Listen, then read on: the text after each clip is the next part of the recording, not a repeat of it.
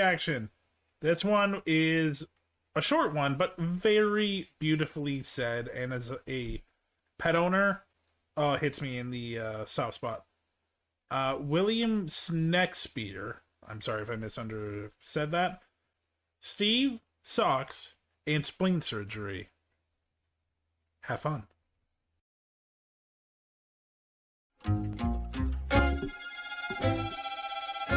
The first thing you ought to know about Steve is that Steve hates socks. Legit? You know, he hates when people are wearing socks. Oh. He doesn't care about the socks on their own. He doesn't care about feet. But as soon as you put the socks on, it is on sight with Steve. If he knows you're wearing socks, he will stop at nothing to get you. It's so adorable. The second thing you ought to know about Steve is that Steve is very snuggly. What do you guys feel about ferrets? I think ferrets are demons that are super adorable, and I would have one. Always following me around, asking for me to pick him up, and I do. I'm always picking him up and snuggling him, which is why I was pretty quick to notice when he developed a big lump in his lower abdomen. No, Steve! After a trip to the vet and a bunch of tests, Steve was diagnosed with splenomegaly, which is a fancy way of saying big spleen. But that it didn't have a clear cause, and that medical intervention wasn't necessary as long as it wasn't impacting his quality of life. And that was fine, because it wasn't impacting his quality of life. Until, you know, one day... Oh no, oh no, oh no! No, Steve, no! It was. No, Steve! No! I need a... 1 second. The vet staff and myself... I need something for this. Also, goddammit, Clodsire. Stop glitching out, man. I need something for this.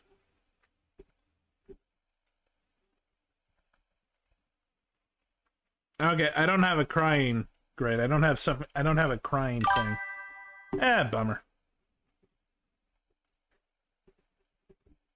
Had a long discussion about how I needed to prepare for the surgery. They told me to pack his favorite snack with him so he won't be hungry when he wakes up. Aww. They said he'll need to be kept separated from his friends while he heals so they don't try to gnaw his stitches off. I asked them, how do I keep him from gnawing his own stitches? And they said, they don't usually chew on their own stitches, but if he does, he'll have to wear a tube sock with armholes cut out That's of it. adorable! Now, you'll remember from earlier that sock wearers are his sworn enemy. I imagine that having to wear one himself would bring great shame to him. Oh, poor Steve. I drop him off at the clinic at 7:30 a.m. with his snack and his favorite toy. I'm told I should expect a call sometime later in the afternoon to tell me how it went. It's 11 in the morning, I'm packing their food in the freezer, and I get a phone call from the vet.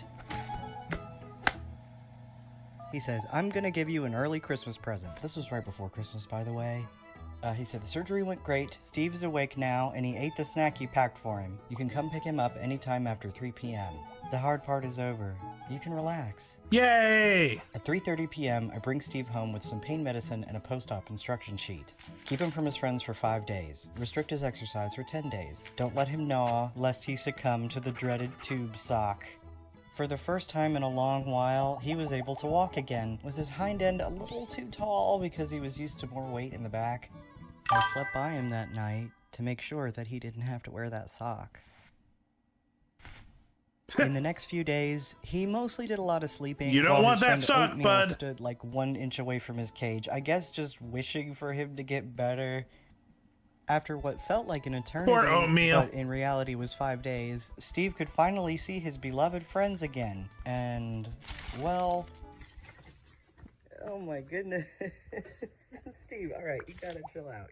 Oh, they're so happy! Yay, ferret now he's love! with his friends again, and they follow him around to love on him and kiss him and cuddle him and just be around him while he recovers. His best friend, Princess, especially sticks by him and sleeps on top of him like a little bed.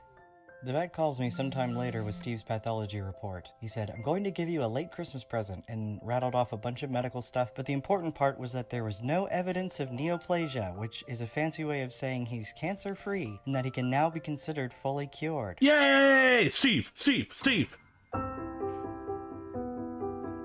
It's a few months later.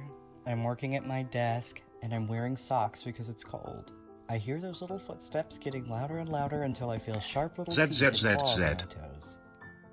And that's fine.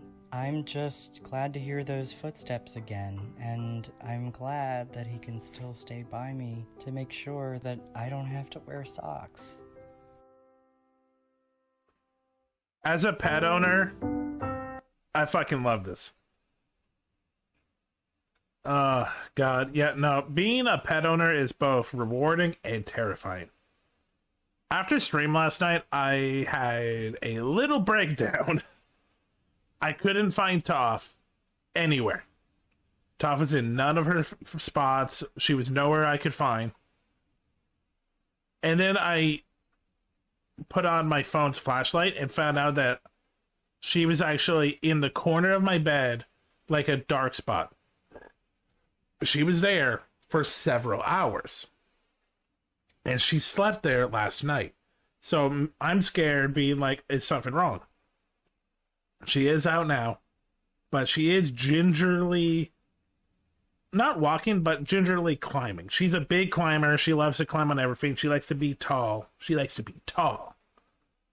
But she's a little afraid of going back down.